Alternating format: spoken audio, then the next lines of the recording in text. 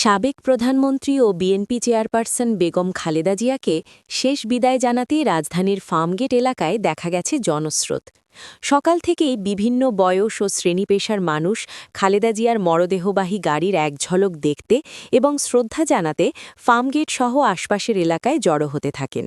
দলীয় নেতাকর্মীদের পাশাপাশি সাধারণ মানুষও ব্যানার, ফেস্টুন ও জাতীয় পতাকা হাতে নিয়ে রাস্তায় অবস্থান নেন। অনেকে চোখের পানি ফেলতে দেখা যায়, কেউ কেউ হাত তুলে দোয়া ও মোনাজাত করেন প্রিয় নেত্রীর আত্মার মাগফিরাত কামনায়।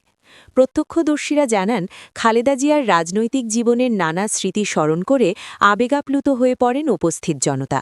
এ সময় ফার্মগেট এলাকায় যান চলাচল ধীর হয়ে পড়লেও আইনশৃঙ্খলা রক্ষাকারী বাহিনী পরিস্থিতি নিয়ন্ত্রণে রাখে। বেগম খালেদা জিয়ার প্রতি শ্রদ্ধা জানাতে আসা মানুষের ঢল রাজধানীর বিভিন্ন পয়েন্টেই লক্ষ্য করা গেছে। ফার্মগেটের এই জনস্রোত প্রমাণ করে দেশের রাজনৈতিক ইতিহাসে তিনি কতটা প্রভাবশালী ও জনপ্রিয় ছিলেন। উল্লেখ্য, ৩ বারের সাবেক প্রধানমন্ত্রী বেগম খালেদা জিয়ার মৃত্যুতে দেশজুড়ে চলছে শোকের আবহ। তার জানাজা ও দাফনকে কেন্দ্র করে রাজধানীসহ বিভিন্ন স্থানে নেওয়া হয়েছে বিশেষ নিরাপত্তা ব্যবস্থা।